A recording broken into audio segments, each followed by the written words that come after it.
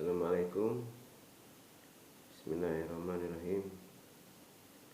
Alhamdulillah kita masih diberikan kesehatan dan waktu luang untuk bisa mempelajari ajaran Islam dan di dalam mengenal tentang Rasulullah, pembawa risalah Islam dan para sahabatnya, yang merupakan generasi awal yang juga merupakan generasi yang unggul yang patut kita pelajari kisah-kisahnya dan pelajaran-pelajaran yang diberikan oleh mereka. Kita bahas kali ini adalah sahabat Salman Al-Farisi. Dari Parsi datangnya pahlawan ini, dan dari Parsi pula agama Islam nanti dianut oleh orang-orang mukmin yang tidak sedikit jumlahnya. Dari kalangan mereka muncul pribadi-pribadi istimewa yang tiada taranya, baik dalam bidang keilmuan dan keagamaan maupun dalam ilmu pengetahuan dan keduniaan. Dan memang salah satu dari keistimewaan dan kebesaran al-Islam ialah setiap ia memasuki suatu negeri dari negeri-negeri Allah, maka dengan keajaiban luar biasa dibangkitkannya setiap keahlian, digerakkannya segala kemampuan, serta digalinya bakat-bakat terpendam dari warga dan penduduk negeri itu, hingga bermunculanlah filosof-filosof Islam, dokter-dokter Islam, ahli-ahli falak Islam, ahli-ahli fikih Islam, ahli-ahli ilmu pasti Islam, dan penemu-penemu mutiara Islam.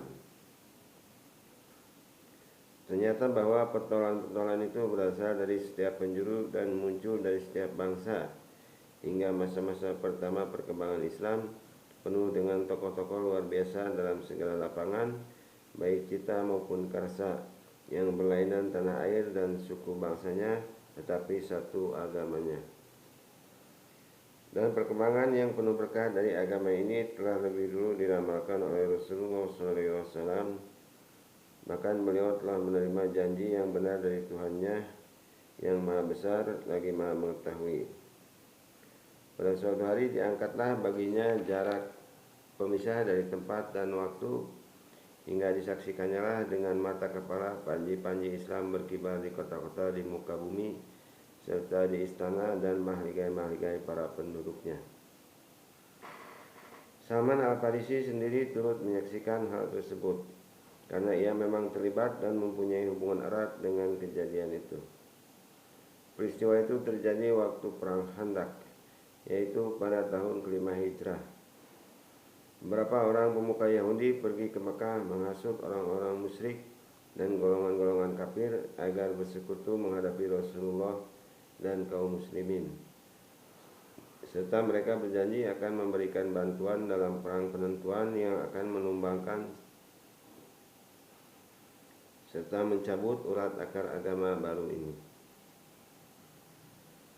Siasat dan taktik perang pun diaturlah secara licik, bahwa tentara Quraisy dan Ghatfan akan menyerang kota Madinah dari luar, sementara Bani Quraidah akan menyerangnya dari dalam, yaitu dari belakang barisan kaum muslimin, sehingga mereka akan terjepit dari dua arah. Karenanya mereka akan hancur lumat dan hanya tinggal nama belaka.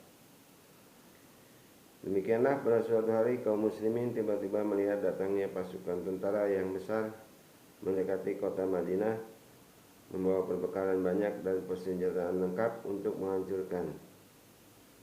Kaum muslimin panik dan mereka bagaikan kehilangan akal melihat hal yang tidak diduga-duga itu. Keadaan mereka dilukiskan oleh Al-Quran sebagai berikut: Idza ukum min fawqikum wa min asfala minkum wa idza gatil absaru wa balagatil qulubul khanajira wa tadunnuna billahi dhunun. Artinya, ketika mereka datang dari sebelah atas dan dari arah bawahmu, dan tak kala pandangan matamu telah berputar liar, seolah-olah hatimu telah naik sampai kerongkongan, dan kamu menaruh sangkaan yang bukan-bukan terhadap Allah. Quran Surat Al-Ahzab ayat ke-10. 24.000 orang prajurit di bawah pimpinan Abu Sufyan dan Uyainah bin Hisn menghampiri kota Madinah dengan maksud hendak mengepung dan melepaskan pukulan menentukan yang akan menghabisi Nabi Muhammad SAW, agama serta para sahabatnya. Pasukan tentara ini tidak saja terdiri dari orang-orang Quraisy, tetapi juga dari berbagai kabilah atau suku yang menganggap Islam sebagai lawan yang membahayakan mereka. Dan peristiwa ini merupakan percobaan akhir dan menentukan dari pihak musuh-musuh Islam, baik dari perorangan maupun dari suku dan golongan. Kaum muslimin menginsafi keadaan mereka yang gawat ini. Rasulullah pun mengumpulkan para sahabatnya untuk bermusyawarah. Dan tentu saja mereka semua setuju untuk bertahan dan mengangkat senjata. Tapi apa yang harus mereka lakukan untuk bertahan itu? Ketika itulah tampil seorang yang tinggi jangkung dan berambut lebat, seorang yang disayangi dan amat dihormati oleh Rasulullah SAW. Itulah dia Salman Al-Farisi.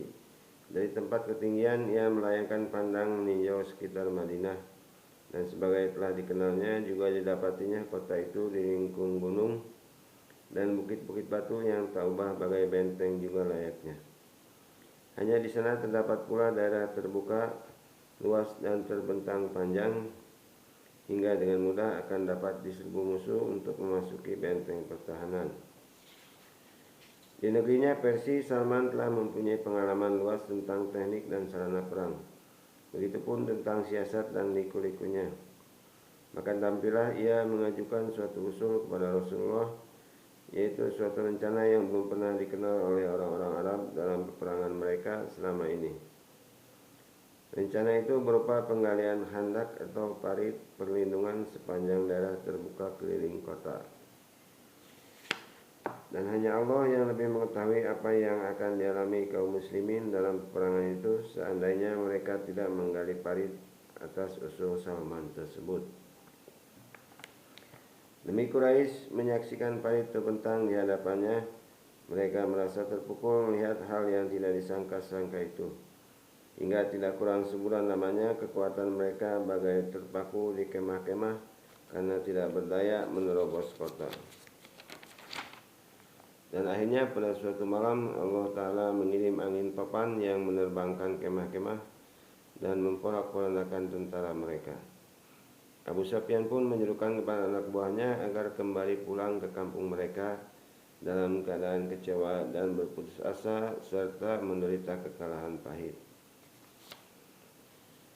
Sewaktu menggali parit, Salman tidak ketinggalan bekerja bersama kaum muslimin yang sibuk menggali tanah.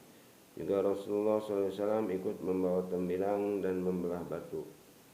Kebetulan di tempat penggalian Salman bersama kawan-kawannya, tembilang mereka terbentur pada sebuah batu besar. Salman seorang yang berperawakan kukuh dan bertenaga besar. Sekali ayun dari lengannya yang kuat akan dapat membelah batu dan memecahnya menjadi pecahan-pecahan kecil. Tetapi menghadapi batu besar ini ia tak berdaya. Sedang bantuan dari teman-temannya hanya menghasilkan kegagalan belaka. Salman pergi mendapatkan Rasulullah SAW dan minta izin mengalihkan jalur parit dari garis semula untuk menghindari batu besar yang tak tergoyahkan itu. Rasulullah pun pergi bersama Salman untuk melihat sendiri keadaan tempat dan batu besar tadi. Dan setelah menyaksikannya, Rasulullah meminta sebuah tembilang dan menyuruh para sahabat mundur dan menghindarkan diri dari pecahan-pecahan batu itu nanti. Rasulullah lalu membaca bismillah dan mengangkat kedua tangannya yang mulia yang sedang memegang erat tembilang itu, dan dengan sekuat tenaga diunjamkannya ke batu besar itu. Kiranya batu itu terbelah dan dari celah belahannya yang besar keluar lambaian api yang tinggi dan menerangi. Saya lihat lambaian api itu menerangi pinggiran kota Madinah, kata Salman. Sementara Rasulullah SAW mengucapkan takbir, sabdanya Allahu Akbar. Utitu mafatiha Farisin walaqad adha'ani minha usurul hirati wa madainu Kisra wa inna ummati zahiratu alaiha. Artinya Allah Maha Besar, aku telah dikaruniai kunci-kunci istana negeri Persia.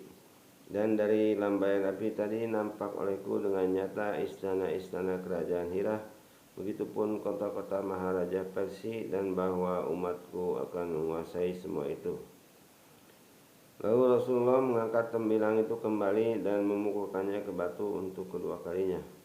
Maka tampaklah seperti semula tadi.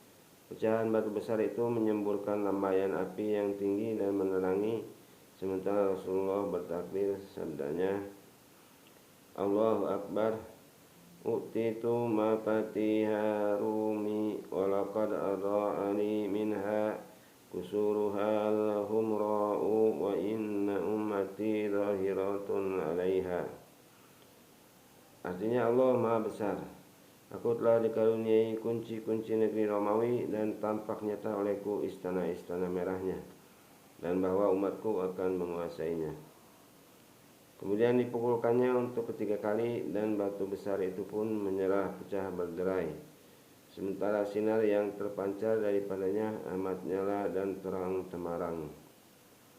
Rasulullah pun mengucapkan la ilaha illallah diikuti dengan gemuruh oleh kaum muslimin. Lalu diceritakanlah oleh Rasulullah bahwa beliau sekarang melihat istana-istana dan mahligai-mahligai di Syria maupun San'a. Begitupun di daerah-daerah lain yang suatu ketika nanti akan berada di bawah naungan bendera Allah yang berkibar. Maka dengan keimanan penuh kaum muslimin pun serentak berseru, Hada ma wa'adana Allahu wa rasuluh wa sadaqallahu wa rasuluh. Artinya inilah yang dijanjikan Allah dan Rasulnya, dan benarlah Allah dan Rasulnya. Salman adalah orang yang mengajukan saran untuk membuat parit, dan dia pula lah penemu batu yang telah memancarkan rahasia-rahasia dan ramalan-ramalan gaib, yakni ketika ia meminta tolong kepada Rasulullah SAW, ia berdiri di samping Rasulullah, menyaksikan cahaya dan mendengar berita gembira itu. Dan dia masih hidup ketika ramalan itu menjadi kenyataan. Dilihat, bahkan dialami dan dirasakannya sendiri. Dilihatnya kota-kota di Persia dan Romawi, dan dilihatnya mahligai istana di San'a, di Mesir, di Syria, dan di Irak. Pendeknya disaksikan dengan mata kepalanya bahwa seluruh permukaan bumi seakan berguncang keras karena seruan mempesona penuh berkah yang berkumandang dari puncak menara-menara tinggi di setiap pelosok, memancarkan sinar hidayah dan petunjuk Allah. Nah, itulah dia sedang duduk di bawah naungan sebatang pohon yang rindang berdaun rimbun. Di muka rumahnya di kota Madain sedang menceritakan kepada sahabat-sahabatnya perjuangan berat yang dialaminya demi mencari kebenaran, dan mengisahkan kepada mereka bagaimana ia meninggalkan agama nenek moyangnya bangsa Persia, masuk ke dalam agama Nasrani, dan dari sana pindah ke dalam agama Islam.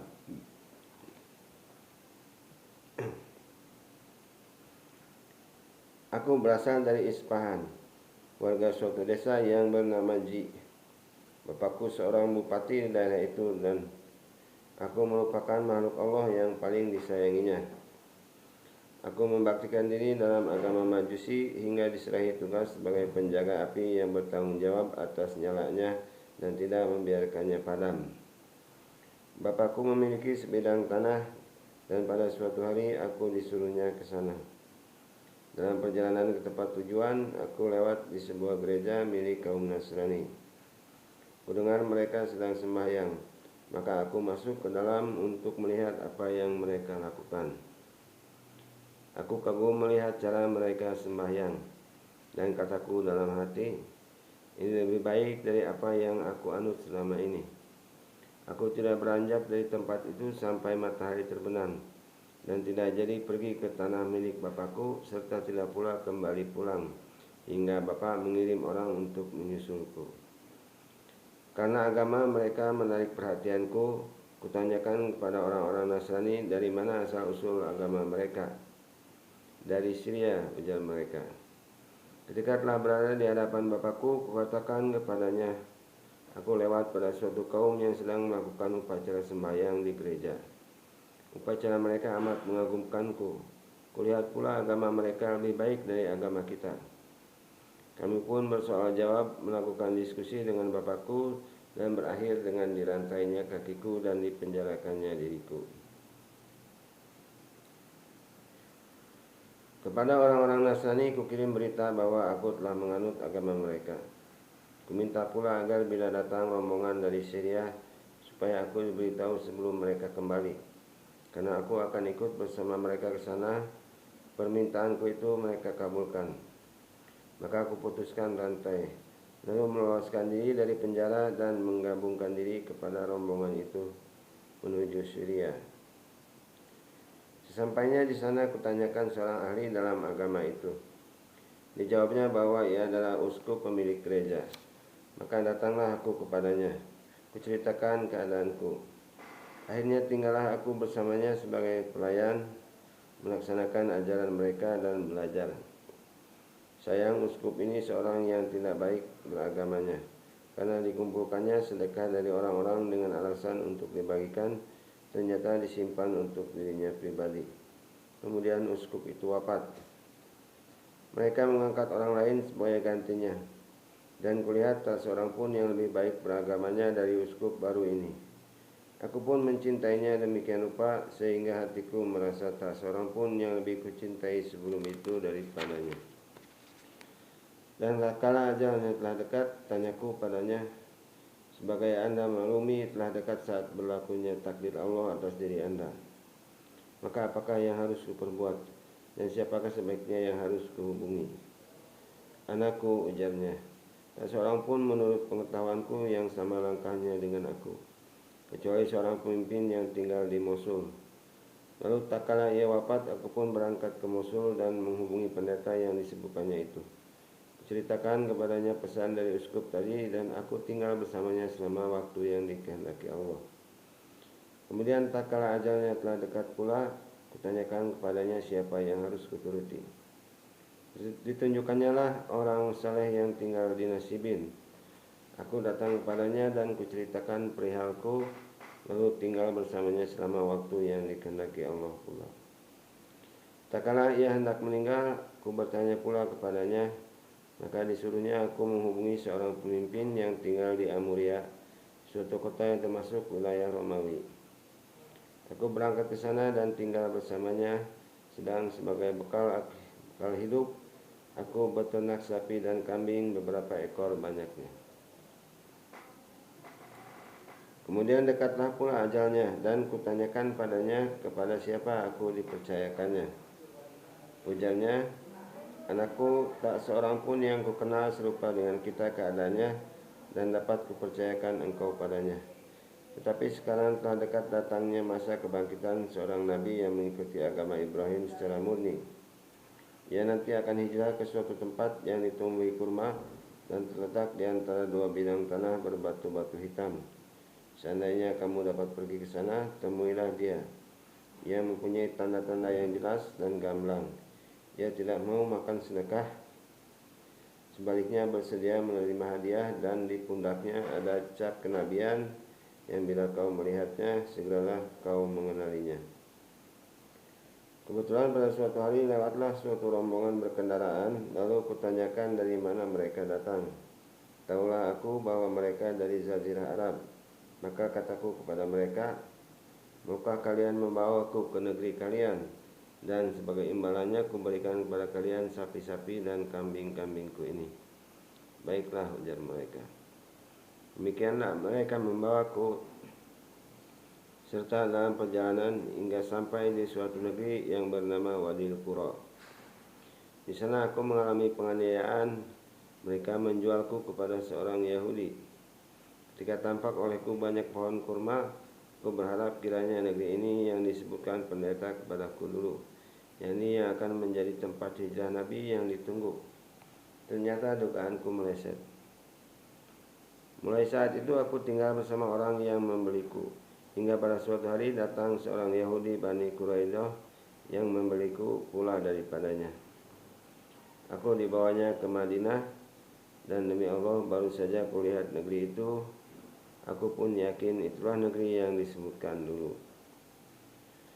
Aku tinggal bersama Yahudi itu dan bekerja di perkebunan kurma milik Bani Quraidah hingga datang saat dibangkitkannya Rasulullah yang datang ke Madinah dan singgah pada Bani Amr bin Auf di Kuba. Pada suatu hari ketika aku berada di puncak pohon kurma, sedang majikanku lagi duduk di bawahnya, tiba-tiba datang seorang Yahudi saudara sepupunya yang mengatakan padanya, Bani Kirah celaka. Mereka berkerumun mengelilingi seorang laki-laki di Kuba yang datang dari Mekah dan mengaku sebagai Nabi. Demi Allah, baru saja ia mengucapkan kata-kata itu, tubuhku pun bergetar keras hingga pohon kurma itu bagai bergoncang dan hampir saja aku jatuh menimpa majikanku. Aku segera turun dan kataku kepada orang tadi, apa kata Anda? Ada berita apakah? Majikanku mengangkat tangan lalu meninjuku sekuatnya. Serta bentaknya, apa urusanmu dengan ini? Ayo kembali ke pekerjaanmu. Maka aku pun kembalilah bekerja. Setelah hari petang, kumpulkan segala yang ada padaku, lalu keluar dan pergi menemui Rasulullah di Kuba. Aku masuk kepadanya ketika beliau sedang duduk bersama beberapa orang anggota rombongan. Lalu kataku kepadanya, tuan-tuan adalah perantau yang sedang dalam kebutuhan. Kebetulan aku mempunyai persediaan makanan yang telah kujanjikan untuk sedekah. Dan setelah mendengar keadaan tuan-tuan, maka menurut hematku tuan-tuanlah yang lebih layak menerimanya. Dan makanan itu kubawa ke sini. Lalu makanan itu kutaruh di hadapannya. Kullu bismillah, makanlah dengan nama Allah, sabda Rasulullah kepada para sahabatnya. Tetapi beliau tak sedikit pun mengulurkan tangannya menjamah makanan itu. Nah, demi Allah, kataku dalam hati, inilah satu dari tanda-tandanya bahwa ia tak mau memakan harta sedekah. Aku kembali pulang, tetapi pagi-pagi keesokan harinya, aku kembali menemui Rasulullah sambil membawa makanan, serta kataku kepadanya, kulihat Tuhan tak hendak makan sedekah, tapi aku mempunyai sesuatu yang ingin kuserahkan kepada Tuhan sebagai hadiah.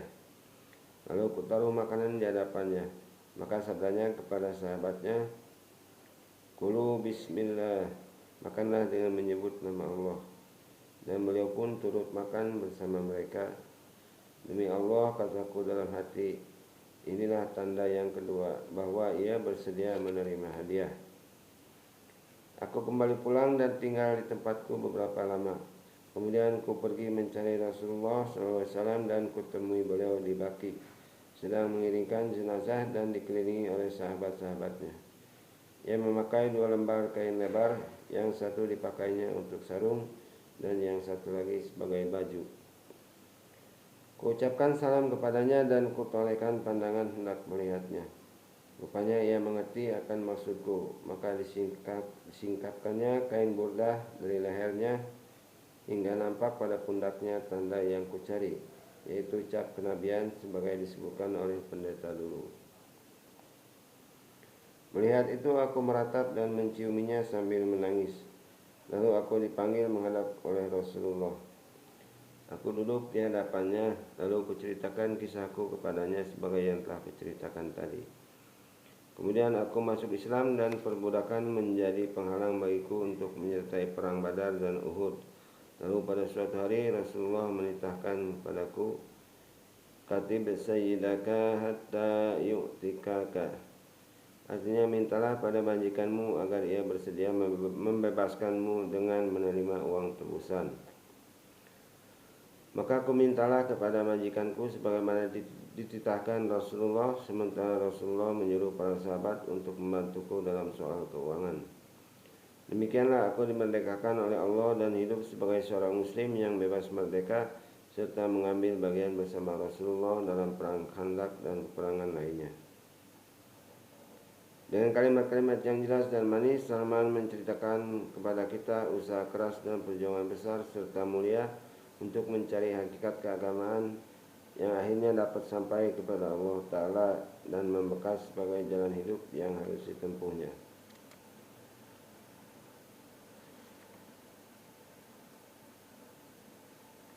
Kehausan dan kegandungan terhadap kebenaran manakah yang telah menyebabkan pemiliknya rela meninggalkan kampung halaman, berikut harta benda dan segala macam kesenangan, lalu pergi menempuh daerah yang belum dikenal dengan segala halangan dan beban penderitaan, pindah dari satu daerah ke daerah lain, dari satu negeri ke negeri lain, tak kenal letih atau lelah, di samping tak lupa beribadah secara tekun. Sementara pandangannya yang tajam selalu mengawasi manusia, menyelidiki kehidupan dan aliran mereka yang berbeda, sedang tujuannya yang utama tak pernah beranjak dari semula, yang tiada lain hanya mencari kebenaran. Begitupun pengorbanan mulia yang dibaktikannya demi mencapai hidayah Allah, sampai ia diperjualbelikan sebagai budak belian, dan akhirnya ia diberi Allah ganjaran setimpal hingga dipertemukan dengan Al-Haq dan dipersuakan dengan Rasulnya, lalu dikaruniai usia lanjut hingga ia dapat menyaksikan dengan kedua matanya bagaimana panji-panji Allah berkibaran di seluruh pelosok dunia, sementara umat Islam mengisi ruangan dan sudut-sudutnya dengan hidayah dan petunjuk Allah, dengan kemakmuran dan keadilan. Bagaimana akhir kesudahan yang dapat kita harapkan dari seorang tokoh yang tulus hati dan keras kemauannya demikian rupa? Sungguh keislaman Salman adalah keislamannya orang-orang utama dan takwa, dan dalam kecerdasan, kesahajaan dan kebebasan dari pengaruh dunia, maka keadaannya mirip sekali dengan Umar bin Khattab. Ia pernah tinggal bersama Abu Darda di sebuah rumah beberapa hari lamanya, sedang kebiasaan Abu Darda beribadah di waktu malam dan saum di waktu siang. Salman melarangnya keterlaluan dalam beribadah seperti itu. Pada suatu hari Salman bermaksud hendak mematahkan niat Abu Darda untuk saum sunnah esok hari. Dia menyalahkannya. Apakah engkau hendak melarangku saum dan sholat karena Allah? Maka jawab Salman, sesungguhnya kedua matamu mempunyai hak atas dirimu. Demikian pula keluargamu mempunyai hak atas dirimu. Di samping engkau saum, berbukalah, dan di samping melakukan sholat, tidurlah. Peristiwa itu sampai ke telinga Rasulullah, maka sabdanya, laqad usbi'a Salmanu ilma. Artinya sungguh Salman telah dipenuhi dengan ilmu. Rasulullah SAW sendiri sering memuji kecerdasan Salman serta ketinggian ilmunya, sebagaimana beliau memuji agama dan budi pekertinya yang luhur. Di waktu perang Khandaq, kaum Ansar sama berdiri dan berkata, Salman dari golongan kami. Bangkitlah pula kaum Muhajirin, kata mereka, tidak, ia dari golongan kami. Mereka pun dipanggil oleh Rasulullah SAW dan sabdanya, Salmanu minal baiti. Salman adalah golongan kami, ahli bait. Dan memang selayaknya lah jika Salman mendapat kehormatan seperti itu. Dalam kalbu para sahabat umumnya, pribadi Salman telah mendapat kedudukan mulia dan derajat utama. Di masa pemerintahan Khalifah Umar radhiyallahu anhu, ia datang berkunjung ke Madinah. Maka Umar melakukan penyambutan yang setahu kita belum pernah dilakukannya kepada siapapun juga. Dikumpulkannya para sahabat dan mengajak mereka, marilah kita pergi menyambut Salman. Lalu ia keluar bersama mereka menuju pinggiran kota Madinah untuk menyambutnya. Semenjak bertemu dengan Rasulullah dan iman kepadanya, Salman hidup sebagai seorang muslim yang merdeka, sebagai pejuang dan selalu berbakti. Ia pun mengalami kehidupan masa Khalifah Abu Bakar, kemudian di masa Amirul Mukminin Umar, lalu di masa Khalifah Utsman, di waktu mana ia kembali ke hadirat Tuhannya. Di tahun-tahun kejayaan umat Islam, panji-panji Islam telah berkibar di seluruh penjuru. Harta benda yang tak sedikit jumlahnya mengalir ke Madinah sebagai pusat pemerintahan, baik sebagai upeti ataupun pajak, untuk kemudian diatur pembagiannya menurut ketentuan Islam, hingga negara mampu memberikan gaji dan tunjangan tetap. Sebagai akibatnya, banyaklah timbul masalah pertanggungjawaban secara hukum mengenai perimbangan dan cara pembagian itu, hingga pekerjaan pun bertumpuk dan jabatan tambah meningkat.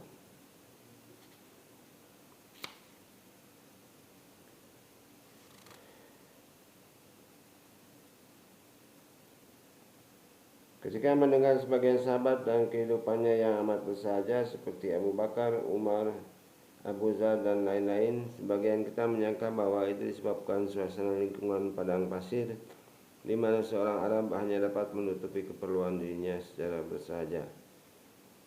Tetapi sekarang kita berhadapan dengan seorang putra Persia, suatu negeri yang terkenal dengan kemewahan dan kesenangan hidup, serta boros, sedang ia bukan dari golongan miskin atau bawahan, tapi dari golongan berpunya dan kelas tinggi. Kenapa ia sekarang menolak harta, kekayaan, dan kesenangan, bertahan dengan kehidupan bersahaja tiada lebih dari 1 dirham tiap harinya yang diperoleh dari hasil jerih payahnya sendiri? Kenapa ditolaknya pangkat dan tak bersedia menerimanya? Katanya, seandainya kamu masih mampu makan tanah, asal tak membawahi 2 orang manusia, maka lakukanlah.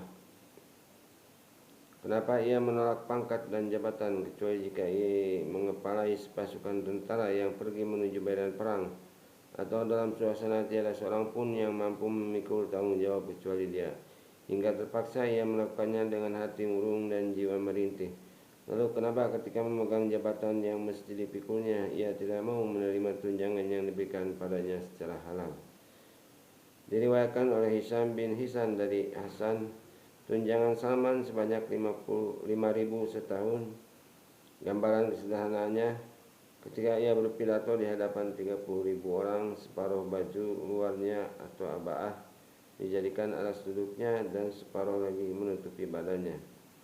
Jika tunjangan keluar, maka dibagi-bagikannya sampai habis, sedang untuk nafkahnya dari hasil usaha kedua tangannya. Kenapa ia melakukan perbuatan seperti itu dan amat zuhud kepada dunia, padahal ia seorang putra Persia yang biasa tenggelam dalam kesenangan dan dipengaruhi arus kemajuan? Marilah kita dengar jawaban yang diberikannya ketika berada di atas pembaringan menjelang ajalnya, sewaktu ruhnya yang mulia telah bersiap-siap untuk kembali menemui Tuhannya yang maha tinggi lagi maha pengasih. Sa'ad bin Abi Waqqas datang menjenguknya, lalu Salman menangis. Apa yang Anda tangiskan, wahai Abu Abdullah? Tanya Sa'ad. Padahal Rasulullah SAW wafat dalam keadaan ridho kepada Anda. Demi Allah, ujar Salman, aku menangis bukanlah karena takut mati ataupun mengharap kemewahan dunia. Hanya Rasulullah telah menyampaikan suatu pesan kepada kita. Sabdanya, liyakun hadru ahadikum minad dunya mithla jadir rakib. Artinya, hendaklah bagian masing-masingmu dari kekayaan dunia itu seperti bekal seorang pengendara. Padahal harta milikku begini banyaknya. Kata Sa'ad, saya perhatikan tak ada yang tampak di sekelilingku kecuali 1 piring dan sebuah baskom. Lalu kataku padanya, wahai Abu Abdillah, berilah kami suatu pesan yang akan kami ingat selalu darimu. Maka ujarnya, wahai Sa'ad, ingatlah Allah dikala kamu sedang kau derita, dan pada putusanmu jika kamu menghukumi, dan pada saat tanganmu melakukan pembagian. Rupanya inilah yang telah mengisi kalbu Salman mengenai kekayaan dan kepuasan. Ia telah memenuhinya dengan zuhud terhadap dunia dan segala harta, pangkat dengan pengaruhnya, yaitu pesan Rasulullah SAW kepadanya dan kepada semua sahabatnya, agar mereka tidak dikuasai oleh dunia dan tidak mengambil bagian daripadanya kecuali sekadar bekal seorang pengendara. Demikianlah kisah mengenai sahabat Nabi Salman Al-Farisi. Mudah-mudahan bermanfaat. Wassalamualaikum warahmatullahi wabarakatuh.